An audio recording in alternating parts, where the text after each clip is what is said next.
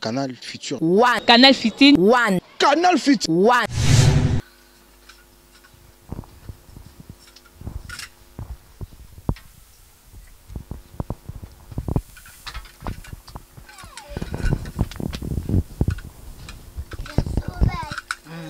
C'est vrai.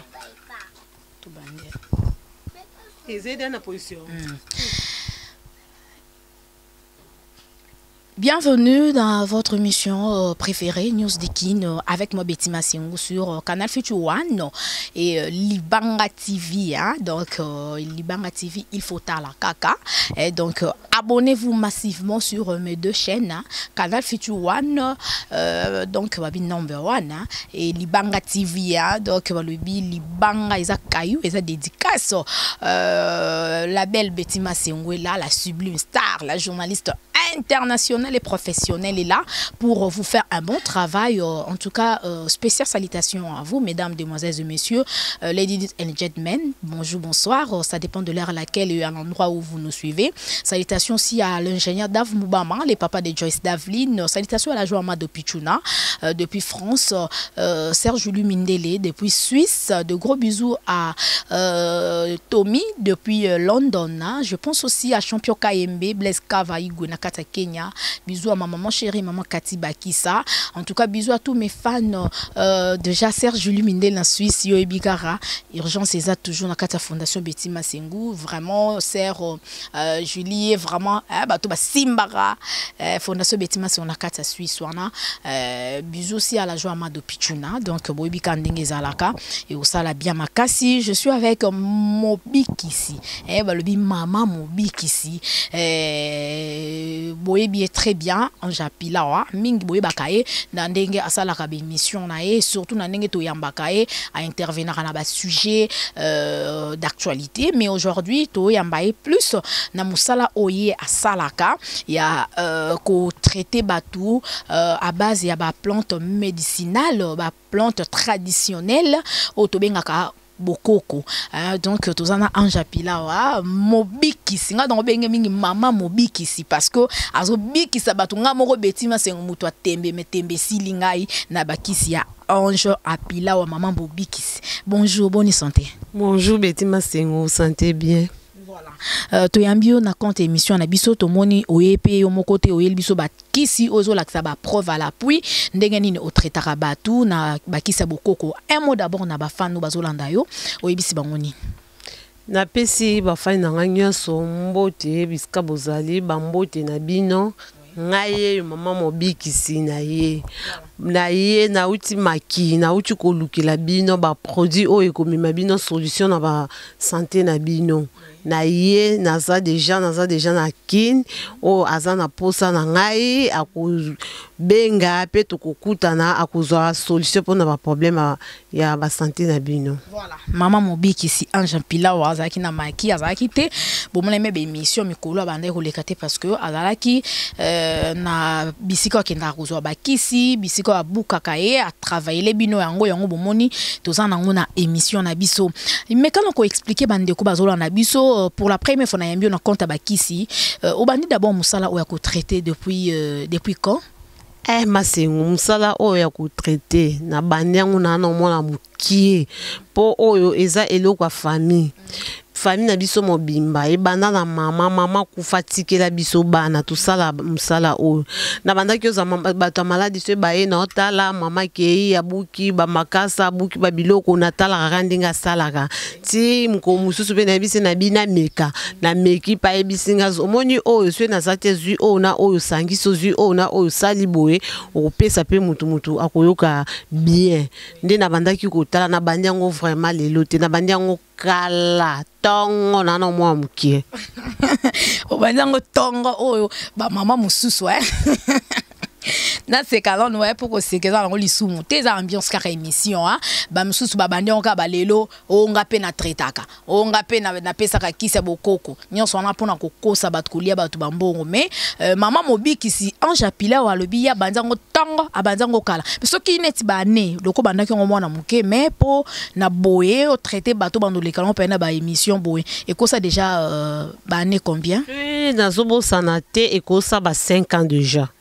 ba épreuve nanga pe ezali bato pe na traita o bazwa ba kisi mais bato bazali banda mboka bazwa ba kisi oyo bazwi babengi tosali ndenge oyo koki kosala bazwi bakisi na bango balandeli ka ndenge nga na koyebisa ye a respecter bamibeko nde na opesi fo boye azwi pe bakisi na ye pe ameli esili abiki pe omona obenga mama vraiment natambolaki baplace ebele nazwi solution te me ayoka na meli bouteille moko ou bien verre moko ka ya nini na meli nayoki bien en tout cas nga vraiment pour na ba publicité na linga sa publicité te ngai moko ne na bona sala ba émission mais jamais na tikalo sala émission ba kisi nanga na sala ngo publicité te ezala sala kaka ozo expliquer ba tourner ba kisi na yo traitaka o ngende to mona ba musu publicité akeko to alobi azongi na ba chaîne wana sala te na sala rango te nga kutu so na bina sala ba publicité wana na ofuta kutu loko te na osala sala nga ba publicité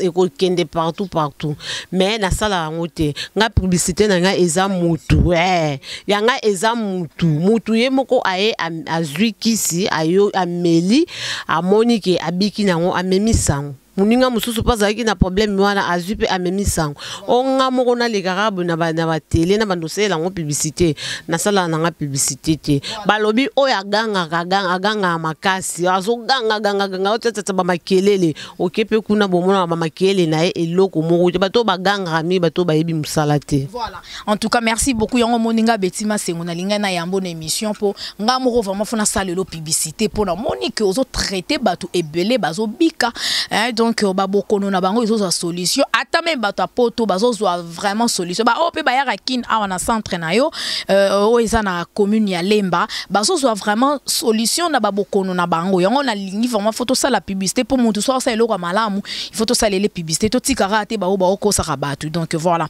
mais na moni ba kiso ye na biso oye nango awa na émission na mona mususu ba komi ya force net oyo bocal oyo ba komi force déjà cameraman ko ede biso a filmer ngo a benda moko au koto na moni bakomi infection au koto yo mata kita 45 minutes et puis na moni kisi mususu au koto mais quand on expliquer moko hein moni oyo mata kita au 45 minutes sokuka ozwi kisi o ya mata kita o saleli yango okozala 45 minutes likola mwasi ezate ke oh keka boyelo kwa basoso ndezala hémorroïde déjà tellement lié yo makasi okeka mwa mbangu likolo mati bona ko kitambala moko jamais soko zukisi o mata kita o osala 45 minutes likolo mwasi 45 minutes ce ko kite o kitate o yo moko mona ke penisa ka ya hotelema elemba te po peni elemba ce déjà telemi po elemba il faut 45 minutes ekoka ce 45 minutes ekokite e elemba te ekozaka ya hotelema na kati. Voilà, en tout cas merci beaucoup bongo o ya force oyo eza ya force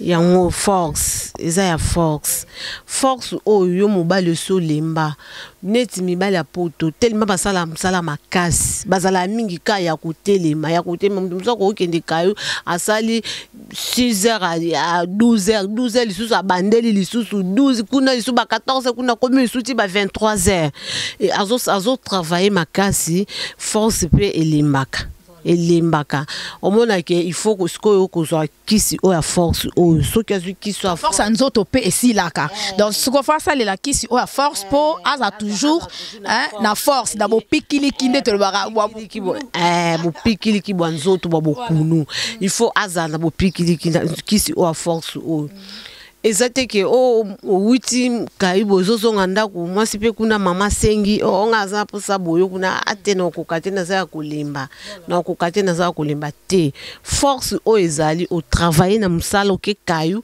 tango ozonga ndako lisusu travailler lisusu ozaka na bopikiliki. En tout cas merci beaucoup Ange Pila wa le bi a tout travailler ki na yo journée mobimbo za ina kayu parce que c'est pas mal ya rolukambon c'est bien bon ya rolukambon mais c'est pelisa pe maman na katia ayambe tout donc soko lembi na yo papa komi tungsa mate force ezali awe pa maman mobiki si Ange Pila wa ozwa kaka force wana tango osali lango donc atoke na ki kayu journée mobimba tango yana ndako da toujours na force pour soko saleli o ezali kisi na yo a force o lembate o sepesa pe mama mais la moni o ya infection expliquer na lubande ko bolanda biso muto salela ngo ndenge ni Donc on va que infection peut lembisaka nzoto ya mobali. Oui, infection pisa ata na mwasi. Okozo za ben infection. O moyo kangazi mizate pona ben infection. Ben infection zate ki ka ke o pona rapport sexuel na mobali yango zu ben infection te même na ba douche na neti biso kutu batakini awa ba douche na biso to kota ka ba toilette. Surtout ça. OK ka bon ba infection. Oh ba place to kendo suba ba place nini ezebele même na ba po na biso moko pe to ça et là surtout biso basi to za ba midouce belé na nzoto même mibali pe infection ça te ke ka moi si eza mobali eza moi si nyoso to zo la infection mbali nyoso to za na ba infection o meli ki sa mindele et ça lui le côté kis na biso o ba infection ce ka ozango vers moko esili. En tout cas, merci beaucoup. Tout ça, les larango, net nga betima c'est un peu na ça les larango pour balobi ezara teke moi soza ina azu infection c'est kaza ndumba wana ntomanda ko kanisa bongo oui pour batu ba kanisa bongo ke non ndenge nini ozana infection c'est ko za ndumbo bimaka na mibali boy na boy ezala nango bongo te infection za bongo ka pona kindumba te. Mwana kutu ya ba 2 ans soki mwana ya 6 ans azo zo ina ba infection bongo sko yonde mutokoli. Bon, on est moi na 6 ans, on a eu une infection. Aïe, bien, maman, mibalité. Infection, c'est une dingue. Il faut qu'on sache la qui si on a une infection. Vers moko kaka, ce qu'on met l'hiver, on a moko. Infection, on sait que c'est chronique. Ce qui est silité, on a au kosi. Voilà, maman, mobi qui cité à Japila. Mais expliquez, puis, na moni na simba nango, hein, yango yo, o esa poussière, o esa qui sinini. Qui sa poussière ou même yo mutuzam taba ya sucre muta régime o ngala umeli sucre nanga ke mataka sucre nanga ekitaka kisi o poussière o ezapo na sucre ata sucre ne mati ata sucre ne za ya kokita o umeli na diabète o diabète esali o ba pota comme bimisa ba mai na makolo o il faut ba katoli kolo o il faut ba sala o boye maman ou bien papa komi tungisa mana ote benga kaka na numéro oya ngawana bomono na baba écran na bino 081 53 48 200 soit na WhatsApp okomelinga soit obengi ngai okozwa ngai moko ezate ke zo muta cabinet nanga ngai moko na penza ozwa ngai moko numéro na ngai moko ya numéro ya cabinet te okozwa nga moko. Voilà, là je confirme que maman mobiki ici hein donc on japila wa ya yamba téléphone yemoko albi kis o ata diabète et mataka yo to ekitaka sucre na yo e mataka to ekitaka avec kis o eko stabiliser sucre na yo donc aux asusu problème ya ba diabète wana te mais pona bandeko bazolo na biso muto pasa na diabète azape muto yo aux asu na force na nzoto te elembisaka muta diabète alembaka force ekitaka akokalisu mambwana te. Tant qu'à au bengi aux uba kisi oh ya sucre et on a mon a solution de non sale là na rochelo na ya force na kati na ya nyonso be hémorroïde yo be éjaculation hémorroïde na be éjaculation précoce on to monango et comme ngala monango neti eza maladie moko neti comment héréditaire chronique je comprends pas au monde même na moi na 20 ans a obela hémorroïde. Moi, on a 21 ans, 22 ans, éjaculation précoce, faiblesse sexuelle. Non, ça pourquoi même quand on a pototé, même biso à peine à kin. Ezali. Ezape mingi peso ya nani babiloko tozolia. Babiloko tolia ka o tolinga tellement formol makasi. Yango pe ezo sala bongo ezo lembisa. Tellement biso a tolia ka ba formol, il faut qu'on zoka kisa bokoko. Bokoko eza banzete, eza ya babololo. Bololo wana sala ka bien na nzoto. Bololo wana ebomaka ebele ezo jouer rôle ebele na banzoto na biso. Batuso ya kokane kisa bololo te foka kisa sukali. Net kiso ngala meka kyango maman mobi kisa ajapila on ebite tana soko ningi si bebi misa mwa fulu eza bololo kisi oyo. Au salon mélange pour les arbres ekobé tata inane ezalaka na kata bidobo makasi ko tira mai. Et si la ko expiré te pe makasi na ngwezo bakisa malisusu ndenge zabo makasi na ngwezo bakisa malisusu oyo zo tungisa mala problème akobota onga azana nyoka nkao onga iboye onga azapo ba problème nyonso o banda na bota mwana na moko pona kanga lisusu emite onga banda babala ngati lelo zemizo yate lokuta yaka ekoza sous infection mtikangio nini oye bandeni mo oye ba ezate il faut ya vraiment olande li traitement na yo kisi oyo eza oyo ningeza bouteille moko soki osilisi yango ozwi solution pour un problème no toza lokuta. Voilà. En tout cas, maman mobi ici.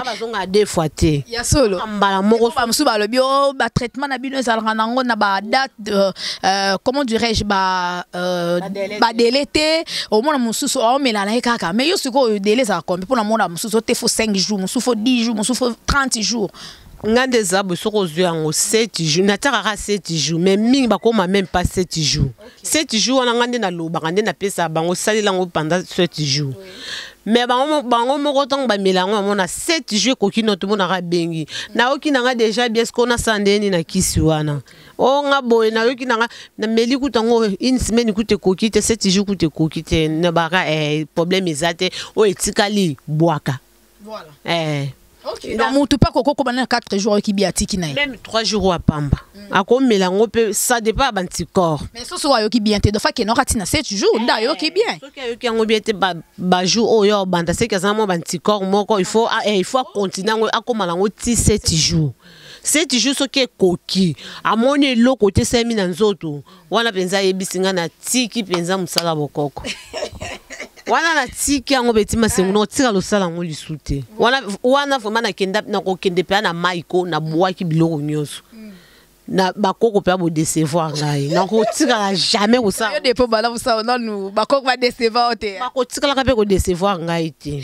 Voilà, en tout cas, merci beaucoup Anja Pilawa to ke nembango naton na moni pe bakis o apousser o expliquer biso te musa na oza nini po na ebite bande ko ba na biso ebele déjà bona ba problème ya ba éjaculation précoce ba faiblesse sexuelle bon problème ya hémorroïde déjà numéro ya invité na biso et ça déjà wana et puis ngape na bandilango le bi plus 243 81 53 48 200 plus 243 81 53 48 200. Donc c'est un numéro vraiment si facile hein? Donc so bengi ozoye moko maman mobik ici Anja Pilawa pour na problème na yo mais kisi oyo expliquer nanu na monyango pesa mwindu trop hein et ça peut ya poussière bande ko bona na biso utilité na ngozani ba kisi oyo ndeza bololango oyo eza bololango ezala mwasi ezala mobali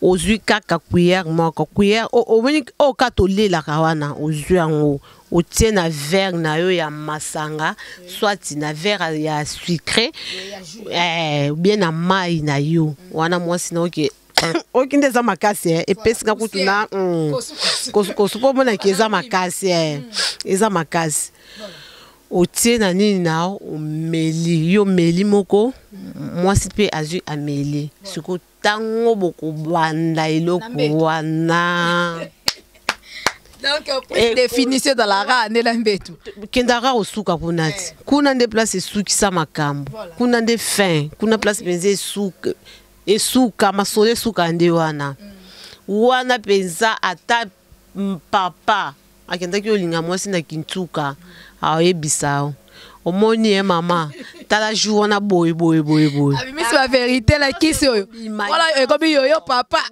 o saisa ya loba nyoso auzanelo to bomba akobombe loko te bakisi na nga nyoso to ndeza boy éjaculation précoce yaka hémorroïde yaka oh nazana problème ya même kutu wana nyoso donc na bato bazala ba problème règle douloureuse ba problème kobota hernie prostate bongo problème oyo bande ko mingi ya poto pe na mona ka balango ba hépatite C donc oyo kenaka neti cancer au traitango pe même kutu cancer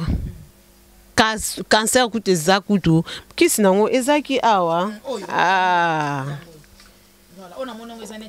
oyo mususu na tiki yango mususu ete musu ezali musu eza kuna na bosanya na ebi oyo eza neti vert oyo eza vert même oyo sko eza oyo na mususu wana na oyeba te bieza na émission prochaine tokozwa parce que muta osalela oyo a mélanger na wana a mélanger yango nyonso na eza 3 sortes na osala ngo mélange après ce quoi bandi o mélange Tongo, pourquoi?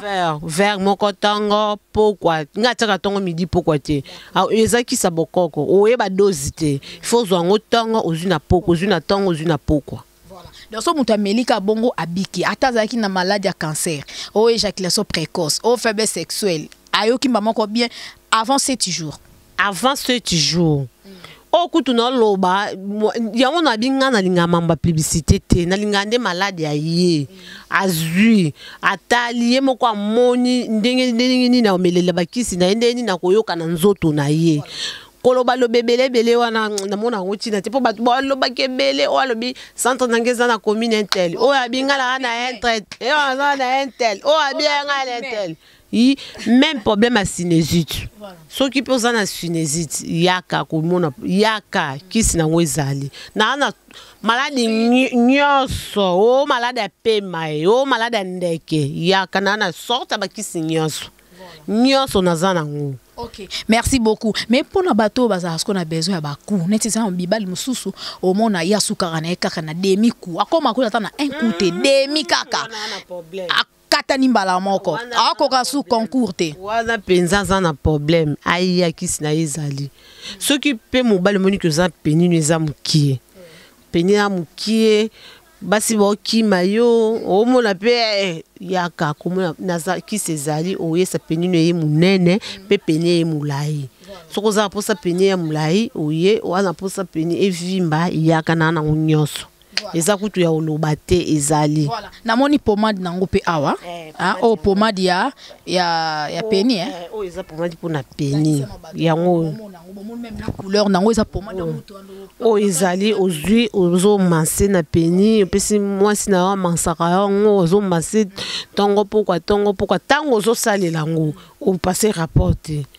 Au supporter pour des aboyes soko bandika ko salela ngo et puis ça pour ça makasi pour ça no yo bando yo ka il faut supporter aussi sa traitement na otina suka au supporter au sali 7 jours na yo ezana ngo pebete une semaine ka pamba au tiki au supporter au saleli pomade o ti na suka après 7 jours e kokindi ndo 7 jours que tu n'as pas 7 jours que tu es belé. Oh, comme même pas 7 jours.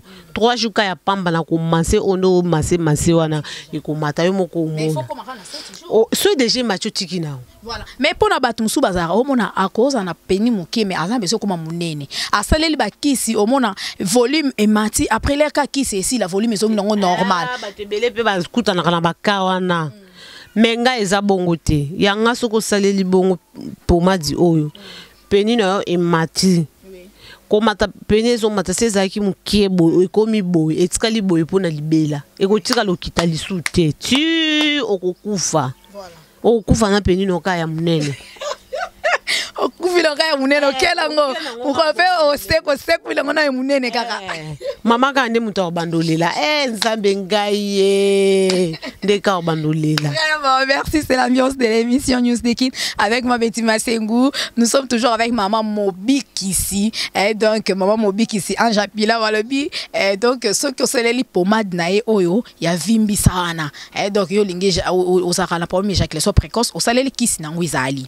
Après ça a besoin peni na o e ya munene. Et donc o allongé ngo e comme na ba centimètre yo lingi ki sezali. Donc ça te lora ba tumso saleli et comme munene après les qui c'est aussi les ongi na les suzuka na état initial donc na état o ezala ki avant non il y a le bic kis nae soko saleli yango peni no comme munene ato kufo ke na na munene wana ata jo rose kwila ngo pe kaka donc mama zo lela penya munene ke na rozo isubo yo wapi nzambe na komona lisu na kokuta na lisu na modèle oyo vraiment. En tout cas, merci beaucoup. Mais batumsu pe ba déclara bino pe ba kiss na bino bokoko ezara trop cher par rapport à kisa mondele. Na ebité okokolo banine est-ce que ba prix na yo ba modalité pour mutumsu ko ba betima sengo tunela biso no mama mobiki c'est en chapilawa. Nga na na bokono ya éjaculation précoce. Na besoin ba kiss mais montant ya mbongo. Musu par contre na besoin ba ya force boy. Musu pe besoin ya et là couper ya munene alingi peni ya munene mais montant na yo est-ce que ozana ba primo ko ça vraiment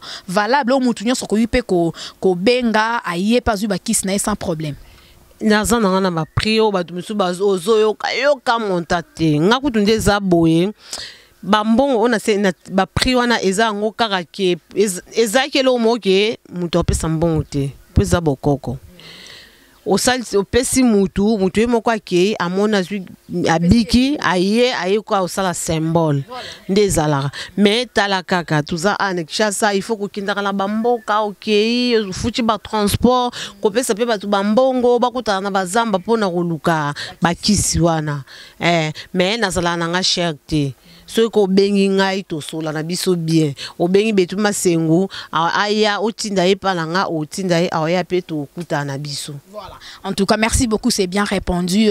Ndenge maman mobiki ici en Japila wa lobby. A to bengi beti masengu numéro nanga pesa affiché wana plus 243 89 95 32 048. So ko benga ta beti masengu akoyati na centre pa ya maman mobiki ici en Japila wa na commune ya Lemba Trozwa ba kisi pe to tinde lieu ngo. Ata po bengi ye moko maman mobiki en Japila wa a tinde lo ba kisi pona bato baza libana muto za na France, muto za na Belgique, muto za na Londres, za na États-Unis, za na Suisse, za na Allemagne, net bato baza na libana mboka. Ba ozo ba kisi na bango ndeni. Te batungisa mala bango te o biso sko to za musika boy to za na za maladi bono zo kisi ndengeni. Ngai kisi kenda partout ekendaka. Toko solo la kaka mbongo oyo ko pesa ngapo na bakisi. Mbongo wana pe yango mbi ekomema ekobia otikelo kisi bisiko zali. Muto zo kisi tina ndaku na yo. Akozwa kisi tina ndaku na essentiel yo ka mbongo na yo ofandi na ona ndaku o mona ba yo otikelo kisi tina ndaku. O naza na Canada, o naza na États-Unis, naza na Belgique, naza wapi na Angola na Luanda wapi. Qui se koma. Merci beaucoup. Donc, Bomi Tungsamana, o te place nyo sozali, maman mobiki ici en Chapila, le bikis na e koko mais là sans problème. Yo soka ko solo linae bambongo ya senga beza ngo ba prix ya mke ona ba prix ya ba bonbon na ba biscuit ya bana. Et donc ça ngo ba prix ku tuteo pona mutu nyonso akomba. Ezate o ata mwana cirage aoya osomba. Oh moi mutazana ligablo libanda osomba na tina ngaba kisi ba cher o ebelebele wana te eza ngona ba prix assez. Voilà, merci beaucoup neto rabatu mususo kisi $800 $1000 $600 $500 wana ba olekisa wana ba mo kolekisa. Voilà.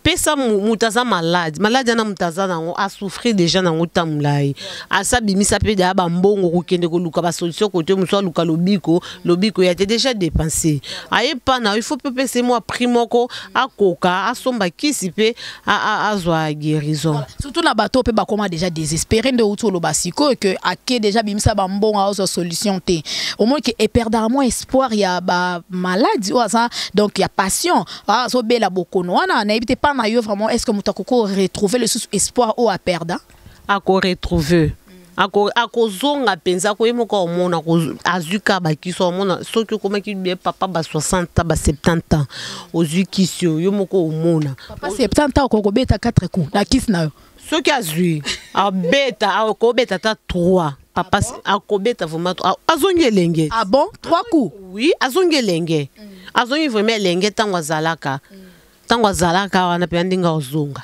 Voilà. Bon pour na ba jeune o ba ko karaté ko komata na ba 1 coup 2 coups 3 coups na ba kiss no surtout o à force o le bibo so ra melengo akoko na combien de coups o ya force ba jeune o bo ko kalisuté tellement ba bisa neti ba na moto o ba na moto bo ye ba wewa oyo na pesa bango ba chauffeur bango nyoso bazoyaka. Oh mais ngana ko kalisu mama na tenga bo ayazwi kisi mukongo mwaete mususo ya mukongo mwaye kutu afanda lisubu ezata komaka ya ofandi fa aza ya lalabu mwaya fanda penza bo tamula ezo za sute mukongo pass ayazwi kisi Amerika kisi o yanga o azuna kisa fox azongi penzelenge. Voilà. Azongi vraiment. O mona te baba na wewa na biso ba hotel ma na lemba zo mona tende ba komi ba kasi ba lemba te po ba zo ba kisi o nyaso beti tu mer ndeni ni eza se ka ba moninga na nzela na na ku se no bima na bimi na makolo na kenda makolo mona ka bana moto ba manga ku to fele nyaso la fo ba osa de ba bilo ka mama mobiki. Bon pour la ba chauffeur surtout pe ba chauffeur même bande comme so ba poto pe ba sala ba misala lobaki yango ya ko telema misala makasi ceux qui pas sala likiso pa okoma na ba 4 coups 5 coups ceux qui a sala likiso okoma na ba 5 coups P5 koana a obando sala likolo 45 minutes. 45 minutes vraiment liko lembate. Ce 45 minutes ekoki pas. Wana pesko ekiti. Ce 45 minutes ekokite kitate. Voilà, merci beaucoup en tout cas maman Mobik ici pour la précision, surtout pour Nabandeko Balandi Biso. Merci de nous répondre à la question Nabiso. Nous sommes arrivés à la fin. Un dernier message, un dernier mot pour Nabandeko. Pour Nabatounier so obola nangai. O bazana ba problème o ngana lobby, o bazana ba problème ya nzoto ya boko no bo nzoto.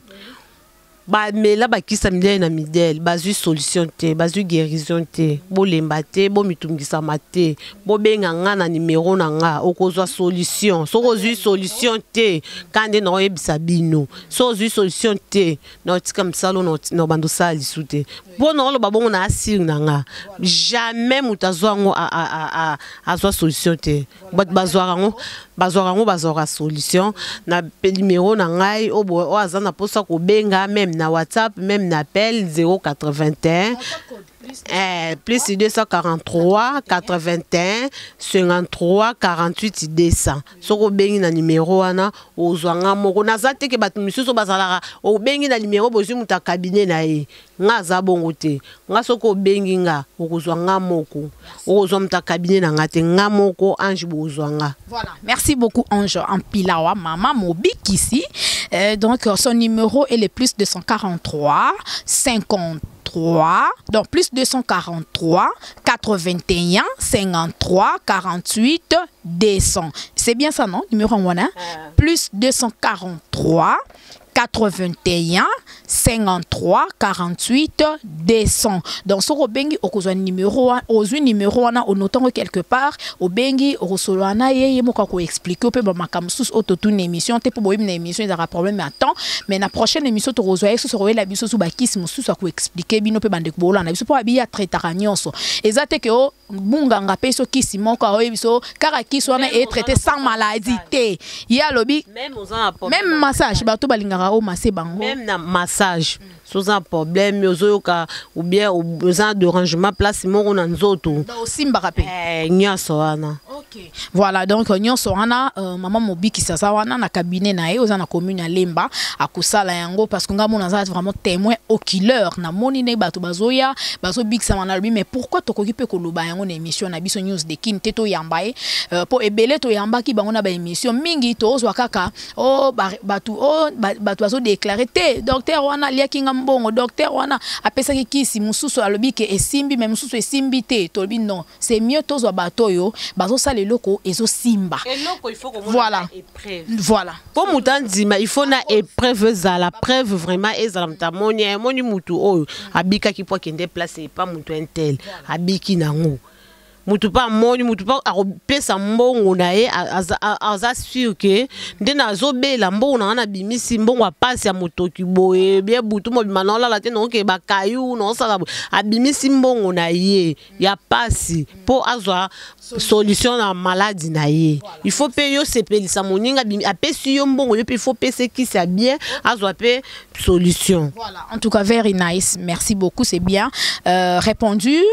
Ange Pilawa lo biangoa maman Mobik ici donc pas nae et ça un coup une flamme ah oui ça la raté que oye OK ozongi te un coup une flamme aux kis na yo 7 jours pour la bateau anticorps et makasi on a déjà résultat moko ya bien ba o anticorps ça nango pété avec 3 jours 4 jours déjà aux déjà solution na problème aux tungisa yo au moins comme même na 7 jours tu déjà au biki attends ça qui éjaculation précoce au faiblesse sexuelle on a besoin kiss ya au allonger donc il y a allongement donc au allonger pénis na yo ezali centimètre yo solingi pénis ne comme 15 cm au 18 au 10 ezali kiss ya infection ezali ya kobota pe ezali kiss pe ya ba hémorroïde alobiongo ezali nyonso eza awa donc kokene na musika te komi tungisa mana yo te bali yo mbongo mingi bakosi yo mingi mama mobikisi yeyo Ange Mpilawa muto aye na solution bikita mata aye na solution encore ezali o nyoso bolingaka o mo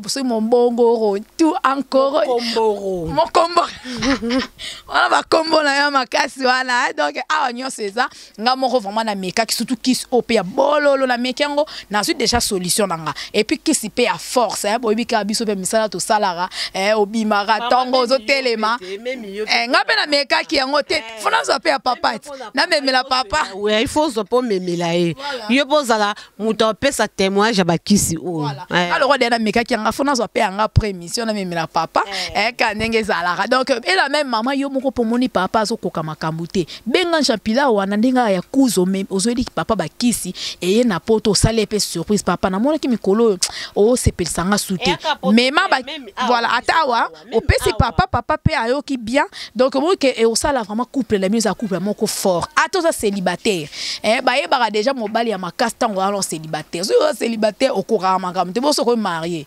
ezandeni donc merci beaucoup déjà à vous tous, nous sommes arrivés à la fin. Le numéro de notre invité maman Mobi qui c'est Ange Mpilawa plus 243 81 53 48 200. Merci beaucoup déjà à l'ingénieur Dave Moubama, les papas de Joyce Davline. Bisous à ma maman chérie, maman Cathy Bakissa Staïdi Benecha. Donc moi la mère, donc salutations à vous, salutations champion KMB depuis Kenya, Nokwabana Blaise Kava. Je pense aussi à Bendicap, hein, donc de gros bisous à vous. Il y a nos photos à toute ma famille. En tout cas, je vous aime énormément. Donc de gros bisous à celle qu'on appelle la joie Amado Pichou, na l'hymne national Mama Sociale na Katia France. Hein. Moi, soit Simbara Fondation Betima Sengu. Donc moi, soit Zarasoka Fani Betima Sengu.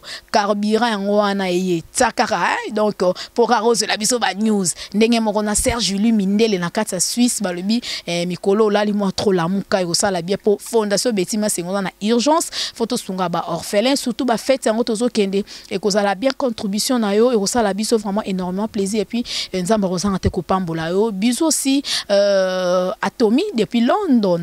I kiss you so much en tout cas. Merci à tous mes fans, je vous aime énormément. Abonnez-vous massivement sur Libanga TV, Canal Future One. En tout cas, vous aurez toutes mes émissions et d'ici là, portez-vous bien. On se retrouve déjà pour un prochain numéro de cette émission. À la prochaine. Merci beaucoup et next time, hein? Donc ciao.